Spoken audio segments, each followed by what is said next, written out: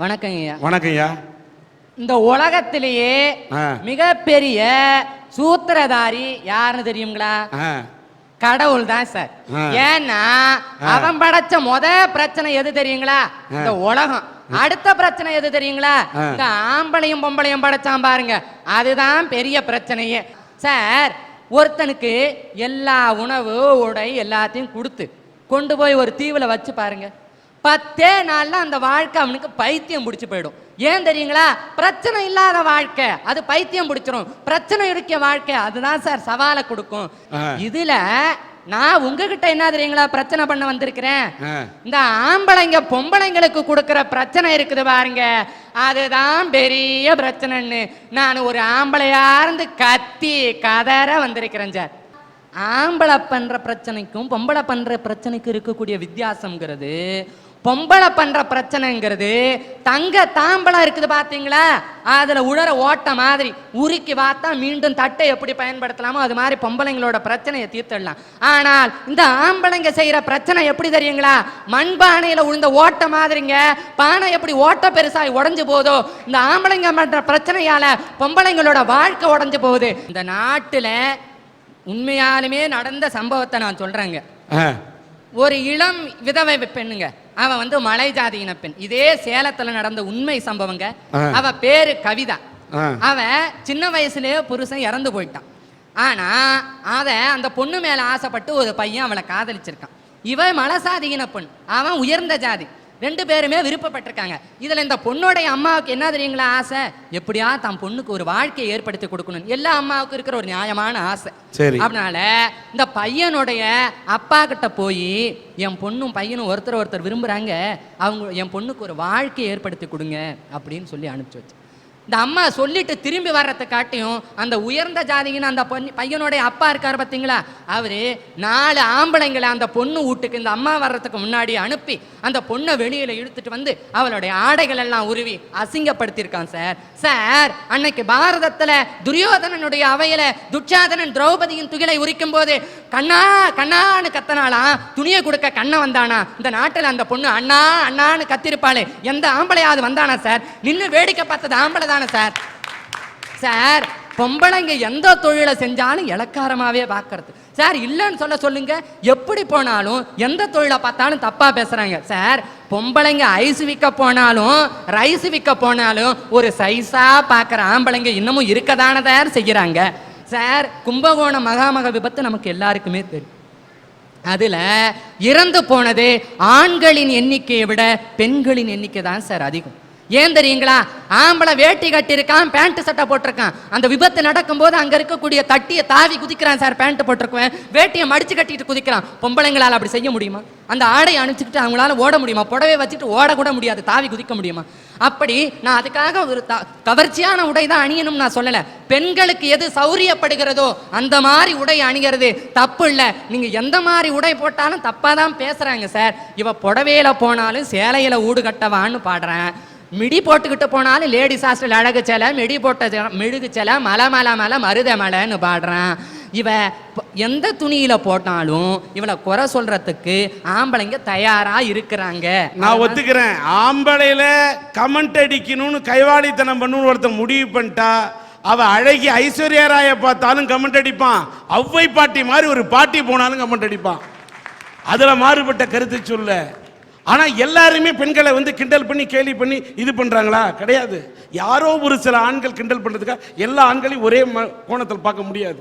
சொல்லுங்க சார். 60 வயசு கிழவனுக்கு 20 வயசு பொண்ணை கட்டி கொடுக்கிற கொடுமையும் இங்கதான் நடக்குது. 60 வயசு கிழவிய 20 வயசு பையன் கெடுத்த மகா கொடுமையும் இங்கதான் சார் நடக்குது. இந்த மாதிரி ஒரு பெரிய பெரிய பிரச்சனைகளையும் சிறிய சிறிய பிரச்சனைகளையும் ஆம்பளைங்க தான் பொம்பளைங்களுக்கு கொடுக்குறாங்க. அதனால ஆம்பளைங்களால தான் பொம்பளைங்களுக்கு பிரச்சனைன்னு நான் சொல்றேன் சார். எங்க அப்பா எங்க அம்மாவை கல்யாணம் பண்ணாரு.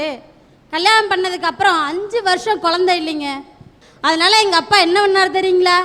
5 வருஷமா குழந்தை இல்லைன்னு சொல்லிட்டு இன்னொரு கல்யாணம் பண்ணிட்டு எங்க அம்மாவை தினம் தண்ணி அடிச்சுட்டு கொடுமைப்படுத்த ஆரம்பிச்சாரு.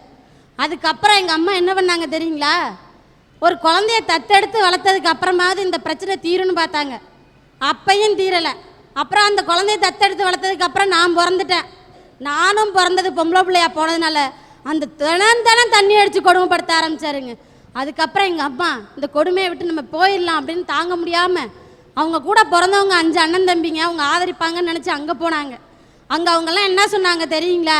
நீ 2 பொட்டை பிள்ளைய வச்சிருக்க, நீ அவங்க கட்டின புருஷனோட தான் இருக்கணும், அடித்தாலும் கொடுமைப்படுத்தினாலும் அவங்களோட தான் இருக்கணும், நீ பிள்ளைய கூட்டிகிட்டு போயிருன்ட்டாங்க. 10 பாத்திரம் தேய்ச்சி ஒவ்வொரு வீடாக பெருக்கி கூட்டி என்னைய வளர்த்தாங்க. வளர்த்ததுக்கு அப்புறம் திரும்ப படிக்க வைக்கிறதுக்கு வசதி இல்லை, அதனால நீ அப்பா வீட்டை போய் அப்பா திருந்திருப்பார் அங்கே போய் இருந்தாங்க. சரின்னு நானும் அங்கே போனேன். அங்கே போனேன்னு என்ன நடந்துச்சு தெரியுங்களா சார்? எங்கேயுமே நடக்காத ஒரு கொடுமை என்ன தெரியுங்களா? 10 மாசம் சுமந்து பெற்ற ஒரு பிள்ளைய ஒரு கிளாஸ் சாராயத்துக்கு ஒருத்தவன்ட்ட கொண்டு போய் விட்டார் சார் எங்க அப்பா. அங்கேயும் தப்பிச்சு வந்து சரி ஃப்ரெண்டு வீட்டில் அடைக்கலமா இருந்தேன். என்னோட கதை தான் சார் இப்படி. எங்கள் அக்காவோட கதையை கேட்டிங்கன்னா அது அதை விட கொடுமை சார். எங்கள் அக்கா என்ன பண்ணாங்க தெரியுங்களா? அம்மாவால் பிரச்சனை அப்பாவால் பிரச்சனைனால அம்மாவிட்ட வந்துன்னு ஒரு காதல் கல்யாணம். எங்கள் அக்கா மதம் மாதிரி கல்யாணம் பண்ணிட்டாங்க. முஸ்லீமை கல்யாணம் பண்ணதுக்கப்புறம் அவன் அந்த ஆள் என்னென்னா ஏற்கனவே கல்யாணம் பண்ணி விட்டுட்டு வந்துட்டார். அவன் ஒரு பொண்ணை ஏமாற்றிட்டு வந்து எங்கள் அக்காவை கல்யாணம் பண்ணிட்டார். எங்கள் அக்காவை கல்யாணம் பண்ணதுக்கப்புறம் தினமும் அடித்து கொடுமைப்படுத்தினாங்க. அதுக்கப்புறம் ஒரு குழந்தையும் பிறந்துச்சு சார். குழந்தை பிறந்ததுக்கப்புறம் பணப்பிரச்சனைக்காக அடித்து கொடுமைப்படுத்தினார். எங்கள் அக்கா நாதி இல்லாமல் அனாதையாக தாய் வீட்டுக்கும் போக முடியல, அடுத்தவங்க வீட்டுக்கு மற்றவங்களாலையும் பிரச்சனையாக இருக்குன்னு தூக்கு மாடி தொங்கி தற்கொலை பண்ணிட்டாங்க. ஆனால் அந்த பெண்ணை தூக்கறக்கு 2.5 வருஷத்து பொம்பளை பிள்ளைங்க சார். 2.5 வருஷத்து பொம்பளை பிள்ளைய தூக்கறக்கு யாருமே இல்லை. ஆனால் நான் அந்த வயசில் நான் சின்ன வயசு 17 வயசு 17 வயசில் 11வது படிச்சுட்டு இருக்க வயசில் அந்த பிள்ளைய நான் எடுத்து வளர்த்தேன் சார். இன்னைக்கு பெண்களால் பெண்களுக்கு பிரச்சனைன்னு சொல்கிறாங்க. ஆனால் நான் ஒரு பெண்ணாக இருந்தால் அந்த பிள்ளைய நான் எடுத்து வளர்த்துருக்கேன் சார். இன்னைக்கும் அந்த பிள்ளைய நான் எடுத்து வளர்த்துட்டு வர்றப்ப அந்த கோயம்புத்தூர் எங்கே இருக்குன்னு எனக்கு தெரியாது. அந்த கோயம்புத்தூரில் வந்து நான் வேலைக்கு வந்தேன். ஒரு வீட்டில் தங்கி வேலை செஞ்சேன் சார். இந்த வீட்டில் தங்கி வேலை செய்கிற இடத்துல சம்பளத்தெல்லாம் வாங்கிட்டு வந்து என்கிட்டயே கொடுன்னு சொல்லிடுவோம். சம்பளத்தெல்லாம் வாங்கிட்டு வந்து என்கிட்ட கொடுன்னு சொல்லும்போது நாங்கள் கொடுத்துட்டு இருந்தோம். ஒரு நாள் 500 ரூபா பணம் கேட்டேன். என்கிட்ட இல்லைன்னு சொன்னதுக்கு நான் heart patient sir. Heart patient பார்க்காம அவனுக்கு தெரியும் ஏற்கனவே உடம்பு சரியில்லைங்கிறது தெரியும். அப்படியே என்ன செஞ்சார் தெரியுமா? பணம் கொடுக்கறதுக்கு இல்லைன்னொடனே என்னை எட்டி பந்து மாதிரி தூக்கி உதைச்சி தள்ளா சார்.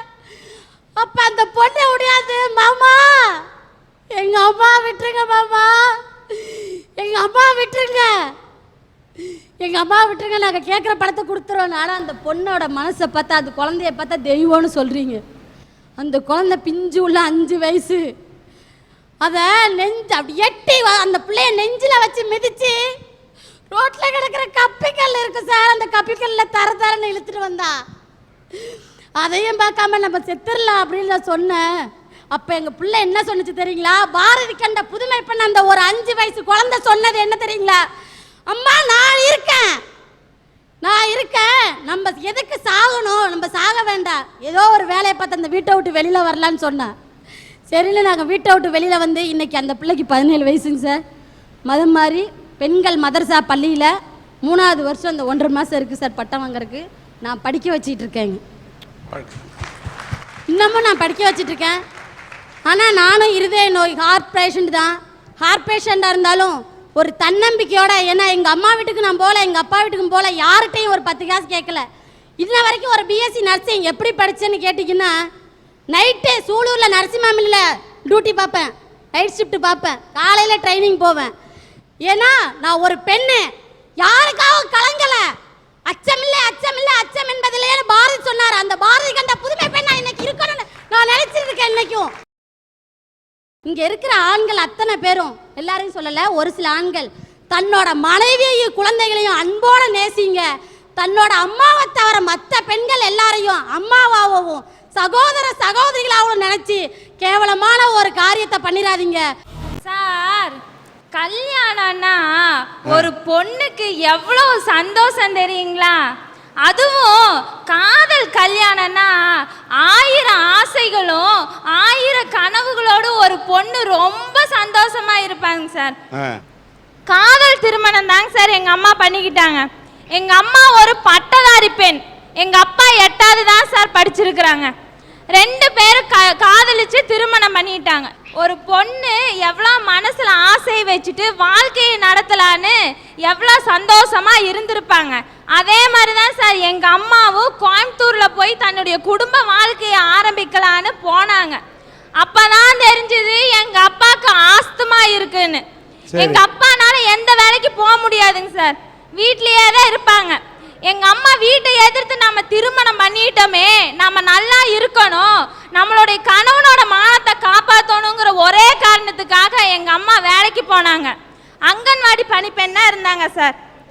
கோயம்புத்தூர்ல இருந்து மதுக்கரைக்கு போயிட்டு வரக்கு 1 மணி நேரம் ஆகும் சார். ஏதாச்சும் 1 நாள் 2 நாள் லேட்டா வந்தாங்கன்னா சில ஆம்பளைகளுக்கு வருது பாருங்க சந்தேக புத்தி, எங்க அப்பாவுக்கும் வந்துச்சுங்க சார். இந்த சூழ்நிலையில தான் சார் நான் பிறந்தேன். நான் பிறந்து 3 மாசம் கழிச்சு எங்க அப்பா எங்களை விட்டுட்டு போயிட்டாரு. போனவர் சும்மா போயிருந்தா கூட எங்க அம்மா வருத்தப்பட்டிருக்க மாட்டாங்க. எந்த கணவனும் தன் மனைவியை பார்த்து கேட்க கூடாத கேள்வியை கேட்டாங்க சார். இந்த குழந்தை எனக்கு பிறக்கல, வேற எவனுக்கோ பிறந்ததுன்னு சொல்லி எங்க அம்மா பார்த்து கேட்டாங்க சார். எங்க அம்மா துடிச்சு போனாங்க. அந்த இடத்துல என்ன பண்றதுன்னு தெரியல. எங்க அம்மா அழுதுனாங்க, கெஞ்சினாங்க. எங்க அப்பா கேட்கல. எங்க அப்பா எங்களை விட்டுட்டு போயிட்டாரு. எங்க அப்பா பேர் சொல்றதுக்கு எனக்கு தைரியம் இருக்குங்க சார். எங்க அப்பா பேர் ராஜ்குமார், கோயம்புத்தூர்ல பாஸ்டரா இருக்கிறாரு சார். ஒரு பாவம் செய்யாத அந்த இயேசுநாதர் சிலுவையில் அறைஞ்சாங்க சார். இத்தனை பாவம் பண்ண எங்க அப்பாவை யார் சார் சிலுவையில் அறைவா? சிலுவையில் அறையணும் வேணாம், காதில் அறையிற மாதிரி வார்த்தை கொண்டு நீ இங்கே பேசுகிறாயே, இந்த வார்த்தை அவருடைய உள்ளத்தை தைக்கட்டும்.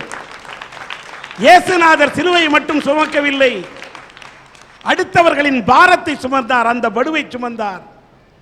நீ உன்னோட ஃபாதர் இல்லைன்னு நீ கவலைப்படுற, ஆனா God is a father, God father. அந்த இயேசுநாதர் தான் எல்லாருக்கும், உங்களை போன்றவர்களுக்கெல்லாம் காட் ஃபாதர்.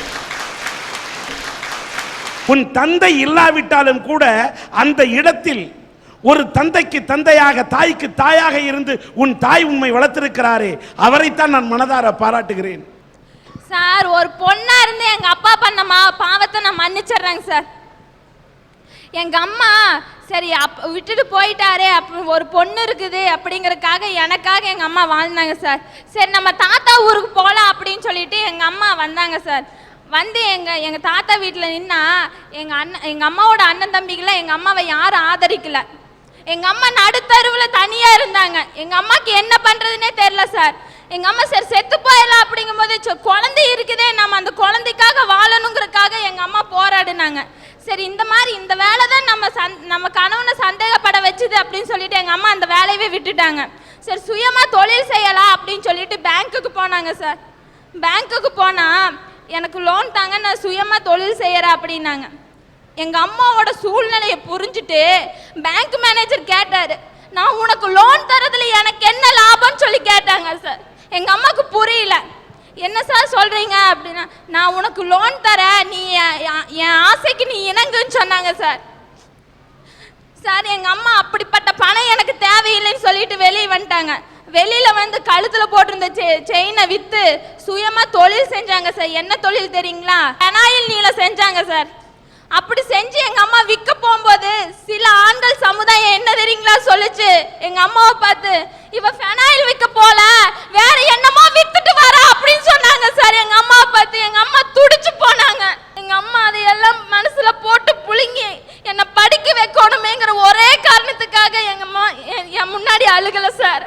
நான் சொன்னேன், அம்மா எனக்கு டீச்சர் ஆகணும்னு ஆசையா இருக்குமா அப்படின்னு நான் சொன்னேன்.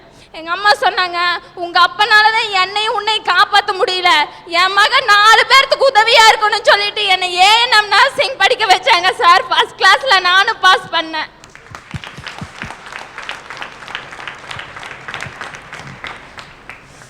சார். படிச்சு நான் வேலைக்கு போனேன். எங்க அம்மாவோட பாரத்தை நான் 2 வருஷம் நான் சுமந்தேன் சார். சுமந்து எங்க அம்மாவுக்கு உதவியா இருந்தேன். நான் சொன்னேன், மறுபடியும் எங்கள் அம்மாட்ட சொன்னேன், அம்மா எனக்கு பிஏ லிட்ரேச்சர் படிக்கணுங்கம்மா, நான் படித்தேன், என்னை படிக்க வைங்க அப்படின்னு சொன்னேன். எங்கள் அம்மா யோசிச்சாங்க, என்னம்மா சொல்கிறேன்? ஆமாங்கம்மா, நான் மறுபடியும் படிக்கணும்னு ஆசையாக இருக்குது, என்னை நீங்கள் இந்த வருஷம் சேர்த்துங்க அப்படின்னு. எங்கள் அம்மா யோசிச்சு அடுத்த நாள் காலையில் சொன்னாங்க, நான் உன்னை படிக்க வைக்கிறேன், ஆனால் நீ எனக்காக ஒன்றே ஒன்று பண்ணு அப்படின்னாங்க. என்னங்கம்மா சொல்லுங்க அப்படின்னு. கடவுள்கிட்ட நீ ப்ரேயர் பண்ணிக்கோ, எனக்கு ஆயுசுனால கூட்டி கொடுக்கணும்னு சொல்லி ப்ரேயர் பண்ணிக்கோ அப்படின்னாங்க சார். துடிச்சு போனேன் சார்.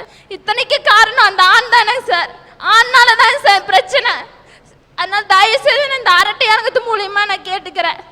கணவனால் கைவிடப்பட்ட பெண்களா இருந்தாலும் சரி, கணவனை இழந்த பெண்களா இருந்தாலும் சரி, தயவு செய்து உங்க சகோதரியா பாருங்க. நீங்க அவங்கனால உதவி செய்யலைனாலும் பரவாயில்ல, உபத்திரவம் கொடுக்காம இருங்க. ஆண்களே, நீங்கள் பெண்களை எல்லாரையும் ஒரே பார்வையில் பார்க்காதீங்க. ஃபினைல் விற்க போனா கூட நீ ஃபினைல் விற்க போனியா இல்லை வேற விற்க போனியான்னு நான் கூசாம பேசக்கூடிய ஆண்கள். இதே உன் வீட்டில் ஒரு பெண் அப்படி போனா கேள்வி கேட்பியா? எல்லா பெண்ணையும் அந்த அம்மா சொன்னது. இப்ப கண்ணீரோடு அந்த பெண் சொல்லுகிறார், நீங்க உதவி பண்ணாட்டா கூட பரவாயில்ல, உபத்திரவம் பண்ணாதீங்க. ஏன் உங்களுடைய காம கடூரமான கண்களுக்கு சாதாரண இந்த பெண்கள் தான் கிடைக்கிறாங்களா? ஏன் ஒரு குடும்ப பெண் தன் குடும்பத்தை காப்பாற்றணும்னு கஷ்டப்பட்டு உழைக்கக்கூடிய சேலை கட்டா எல்லா பொண்ணுமே பொண்ணு தானா? உன்னை பெத்தெடுத்த தாய் ஒரு பெண்ணு தான். உன் கூட ஏன் நாளைக்கு கல்யாணம் பண்ணி நீ ஒரு பொண்ணை பெத்தா அந்த பொண்ணு ஒரு பெண்ணு தான். உன் கூட பிறந்த சகோதரி ஒரு பொண்ணு தான், அவளும் சேலை தான் கட்டுறா. பெண்ணை பெண்ணா பார்க்க சமுதாயம் கற்றுக்கொள்ள வேண்டும்.